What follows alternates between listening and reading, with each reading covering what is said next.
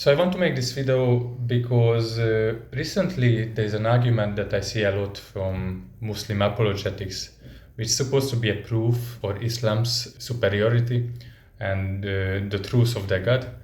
And this is the idea that there are now about 10 million people who memorized the Quran. That is definitely a huge feat, but I still kind of wonder the purpose of the argument because it kind of sounds strange. If you have a basic understanding of what religion means around the world and what is important for different religious traditions, this argument kind of sounds odd, so to say. First of all, there are many religions where mythology, which the Quran, the Bible, the sutras are basically, is not central.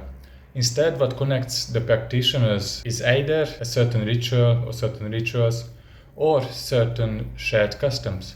So for them to practice their religions, it is absolutely not important to actually have a text, or even if they have mythology, is really secondary. So for them, if somehow the mythology disappeared tomorrow, that would change nothing about their religious practice. We can also see that memorization is not something that's, on the other hand, only important in Islam. As a matter of fact, I would argue that it's much more primer for some of the other smaller religions that we still have out there, which is especially important to note because citing 10 million people out of the 1.8 billion Muslims that we have nowadays really points to the fact that it's actually not that central for Islam either, because it's not a big number. In contrast to that, we still have a few small religions that have oral tradition as their primary way of transmitting their mythology. Some shamanic religions, some indigenous religions.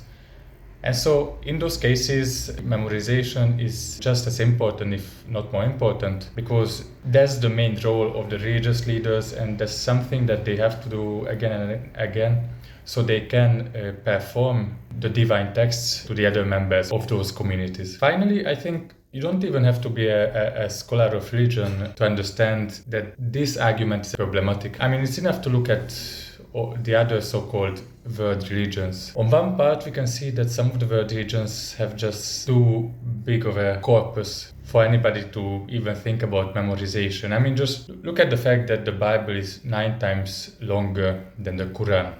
And then let's not even talk about Hindu texts. I mean, only the Mahabharata, which is only one of their important texts, is about 7,000 pages long. And that's only one. So it's really not something anybody tries to attempt. On the other side, we also see that, for example, in the Jewish religion and in certain Buddhist branches, memorization is just as important. You can immediately think about the fact that many Jews learn the Torah by heart, which is completely feasible. And I would even argue that probably for many Buddhist traditions, memorization is actually much more central than any other major world religions.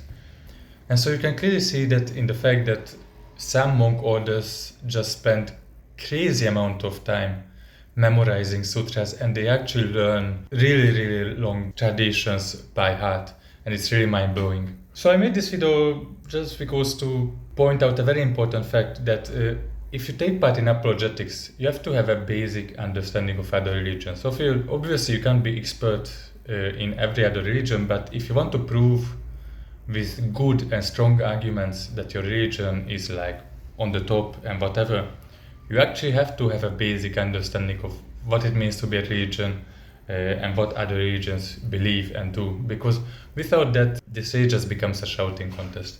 And I'm actually curious to hear some really, really good arguments.